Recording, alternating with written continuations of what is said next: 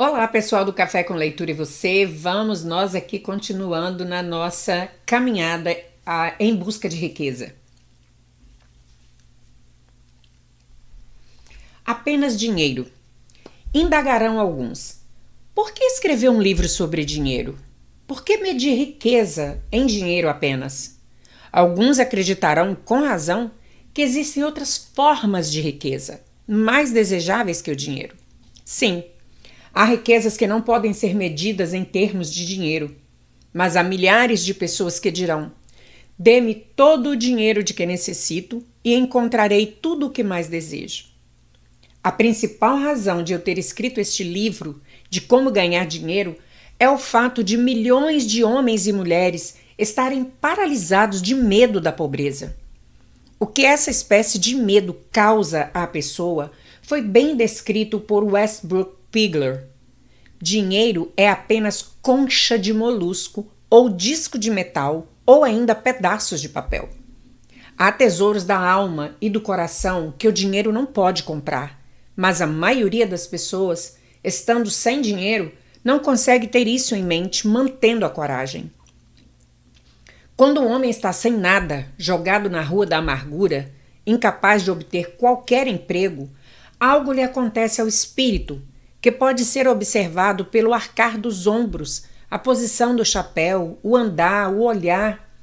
Não consegue fugir à sensação de inferioridade diante de gente que tem emprego, mesmo sabendo com certeza que não são seus iguais em caráter, inteligência ou capacidade. Essa gente, mesmo os amigos, sentem, por outro lado, uma sensação de superioridade e o encaram, talvez inconscientemente como acidente. Esse poderá pedir dinheiro emprestado por algum tempo, mas não o suficiente para continuar sua vida costumeira e nem poderá fazê-lo por muito tempo. Mas o próprio fato de pedir emprestado, quando se trata simplesmente de sobreviver, é uma experiência deprimente e falta ao dinheiro emprestado o poder que tem o dinheiro ganho para animá-lo. É claro que nada disso se aplica aos vagabundos ou boa-vidas habituais, mas apenas a homens de ambição e dignidade normais.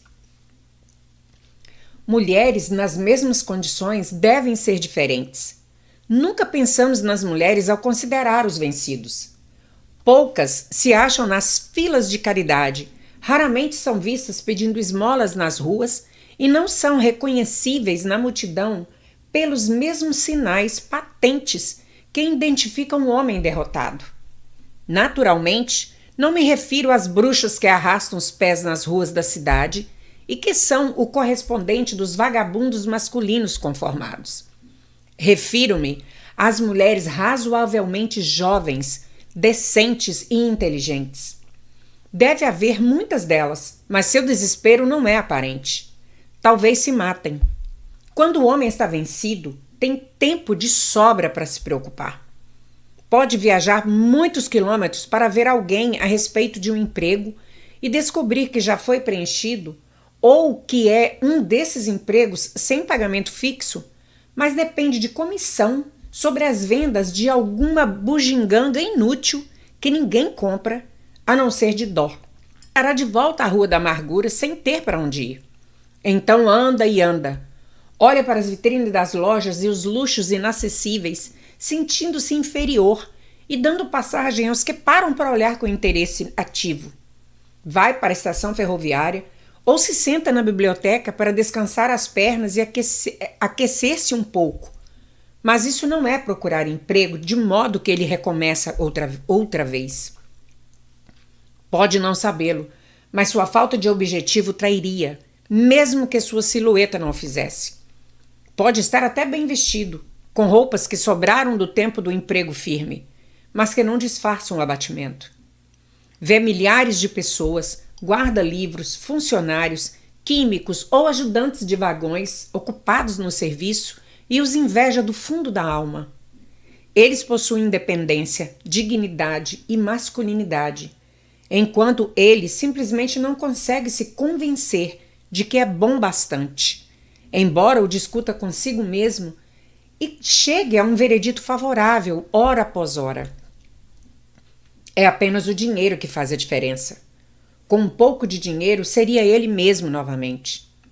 Você teme as críticas? Exatamente de que modo o homem chegou a esse temor, ninguém o sabe com certeza. Mas uma coisa é certa: ele o tem de maneira bastante desenvolvida. O autor tende a atribuir o medo básico à crítica, à parte da natureza herdada do homem, que não só encoraja a tirar os bens e objetos do seu semelhante, mas ainda a justificar a ação, criticando o caráter do seu semelhante. É fato conhecido que o ladrão critica o homem de quem furta, que políticos procuram vantagens não expondo suas virtudes e qualidades, mas tentando manchar seus oponentes. Astutos fabricantes de roupas não foram lerdos em capitalizar esse medo básico à crítica, maldição de toda a humanidade. De estação em estação, mudam os estilos de muitos artigos de vestuários. Quem estabelece os estilos? É claro que não é o comprador de roupas, mas o fabricante. Por que os muda com tanta frequência? A resposta é óbvia. Muda os estilos para poder vender mais roupas. Pela mesma razão, os fabricantes de automóveis mudam os estilos dos modelos a cada ano. Poucos querem ter um carro que não seja do último tipo. Estávamos descrevendo o modo pelo qual as pessoas se comportam sobre a influência do temor à crítica, no que se refere às pequenas e mesquinhas coisas da vida. Examinemos agora o comportamento humano, quando esse temor afeta as pessoas em relação a fatos mais importantes nas relações humanas. Tomemos como exemplo praticamente qualquer pessoa que tenha chegado à idade da maturidade mental dos 35 aos 40 anos como média geral.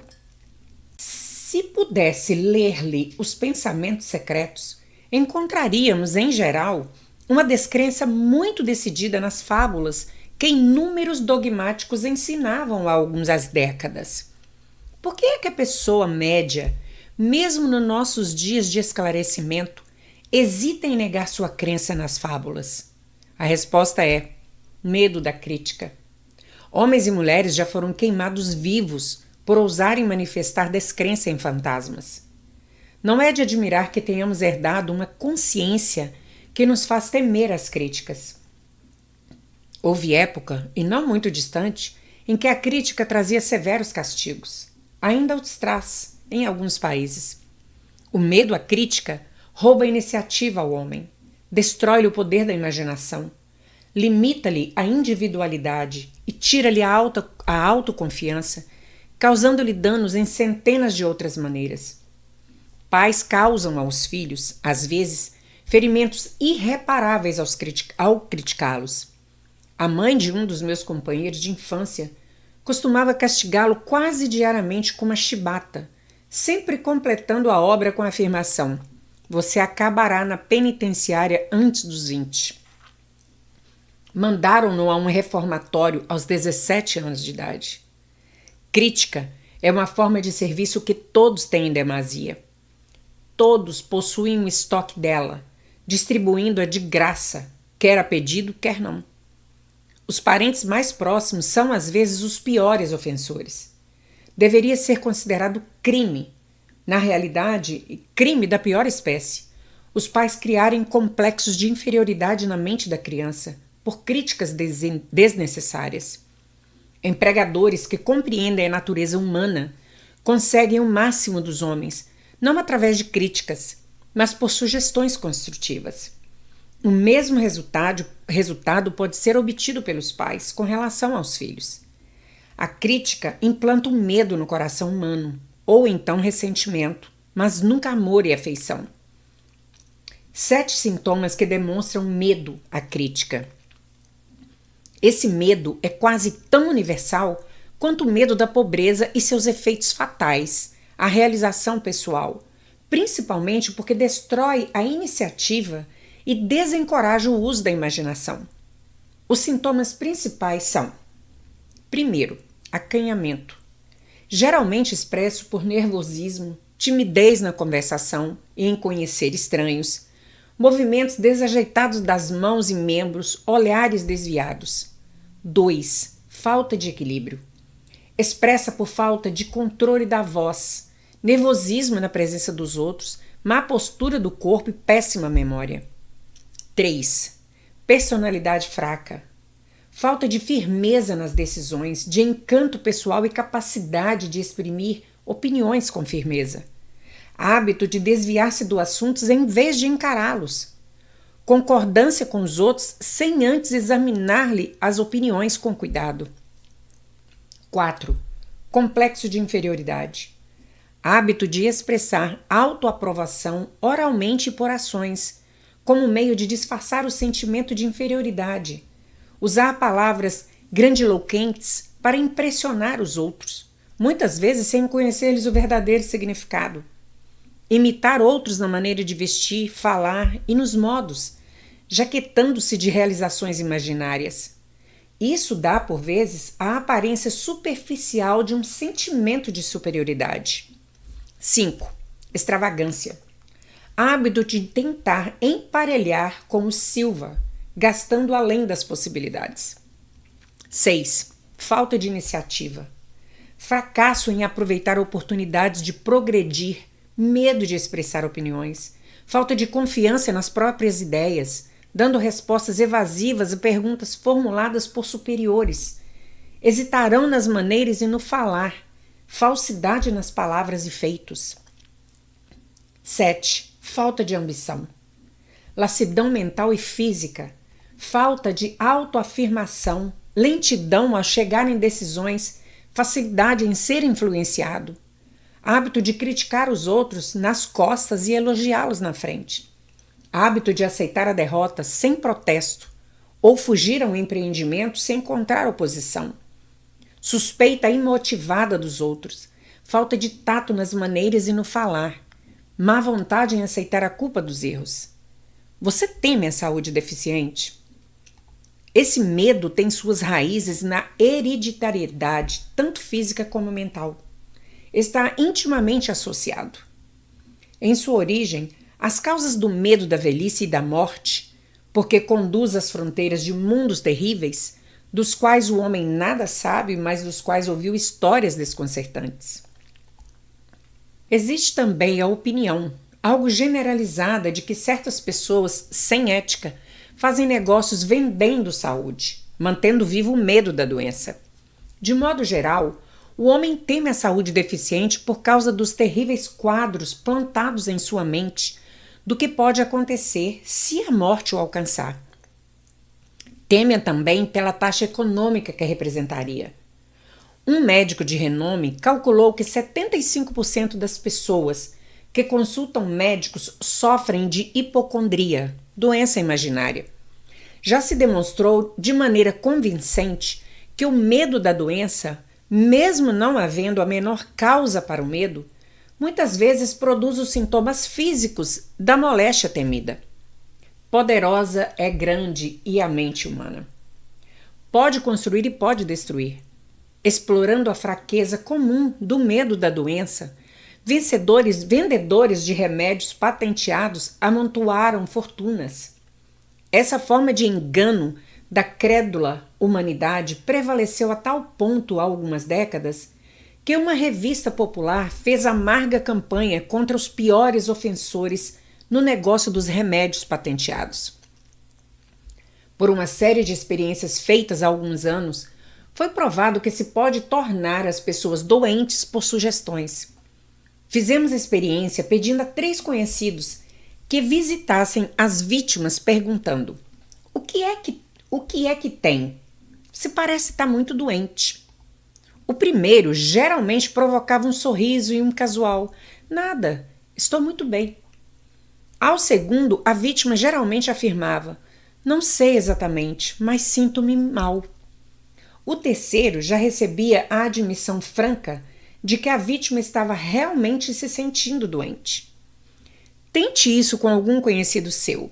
Se dúvida que o fará ficar inquieto, se duvida que o fará ficar inquieto, mas não vá longe demais com a experiência. Há certa seita religiosa cujos membros se vingam dos inimigos pelo método da bruxaria. Chamam de enfeitiçar a vítima. Existem provas arrasadoras de que a doença, às vezes, começa em forma de impulso de pensamento negativo. Tal impulso pode ser passado de uma mente a outra por sugestão ou criada pelo indivíduo em sua própria mente.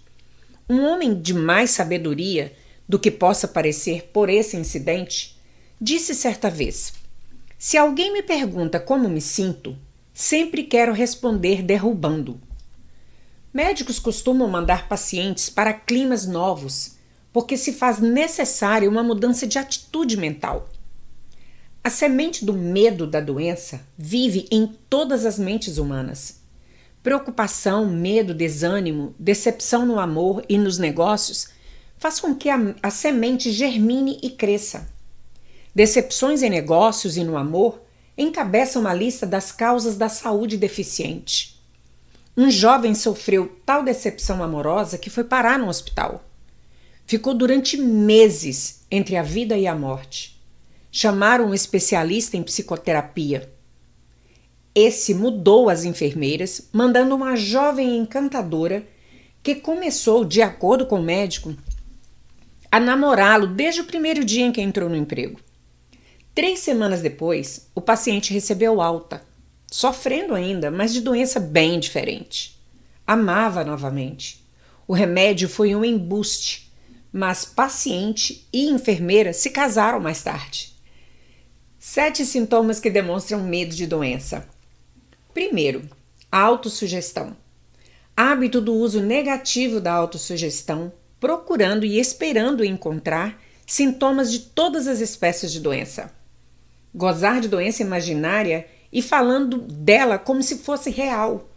Hábito de tentar todas as modas e ismos recomendados por outros, como tendo valor terapêutico. Falar com os outros sobre operações, acidentes e outras formas de doenças, experimentar dietas, exercícios físicos, sistemas de perder peso sem orientação profissional. Tentar remédios caseiros, remédios patenteados e remédios de charlatões. 2. Hipocondria. Hábito de falar em moléstias, concentrando a mente em doenças e esperando-lhes o aparecimento até haver um esgotamento nervoso. Nada que vem em frascos pode curar esse estado.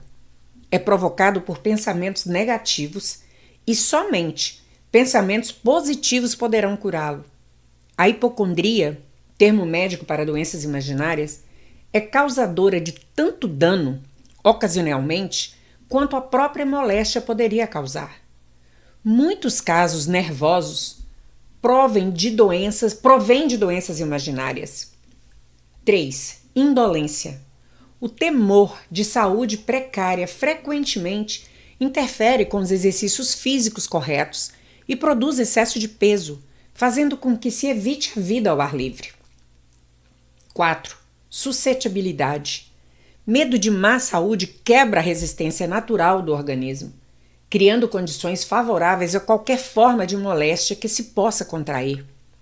O medo de doenças está comumente relacionado ao medo da pobreza, especialmente no caso do hipocondríaco, que se preocupa sempre com a possibilidade de ter de pagar contas de médico, de hospital e etc. Esse tipo de pessoa perde muito tempo preparando-se para a doença, falando sobre morte, economizando dinheiro para lotes no cemitério e despesas de funeral e etc. 5. Mimar a si mesmo. Hábito de tentar despertar piedade, usando a doença imaginária como meio. Esse truque é muitas vezes empregado para evitar trabalho. Hábito de fingir doença para disfarçar a preguiça ou como álibi para falta de ambição. 6. Intemperança. Hábito do uso de álcool ou narcóticos para eliminar dores como a de cabeça, neuralgia e etc., em vez de eliminar-lhes a causa. 7. Preocupação. Hábito de ler sobre doenças e preocupar-se com a possibilidade de ser por elas atingido, assim como o hábito de ler anúncio de remédio patenteado. Você teme a perda do amor? A fonte original desse temor inerente data, obviamente, do hábito poligâmico do homem de roubar a companheira de seu semelhante e do hábito de tomar liberdades com ela sempre que pode. Ciúme e outras formas similares de neurose originam-se do medo herdado da perda de amor. Esse é o mais doloroso dos 6 temores básicos. Provavelmente produz mais destruição no corpo e no espírito que qualquer outro dos temores básicos. O medo da perda do amor possivelmente se origina da Idade da Pedra, quando os homens arrebatavam as mulheres pela força bruta. Continuam a roubar mulheres, mas a técnica mudou. Em vez de força, empregam agora a persuasão, promessa de belas roupas, lindos carros e outras iscas, muito mais eficazes que a força física. Os hábitos do homem são os mesmos da aurora da civilização, só que são expressos de maneira diferente. A análise cuidadosa demonstrou que as mulheres são mais suscetíveis a esse temor que os homens. O fato se explica facilmente. As mulheres aprenderam, por experiência, que os homens são polígamos por natureza, que não se pode confiá-los à mão de rivais. Pessoal, vou ficando por aqui, vou deixar aí em vocês o gostinho para saber quais são os sintomas do medo, da perda do amor. Nos vemos no próximo vídeo e se você ainda não está inscrito neste canal, por favor, se inscreva agora. Nos vemos no próximo vídeo. Até mais.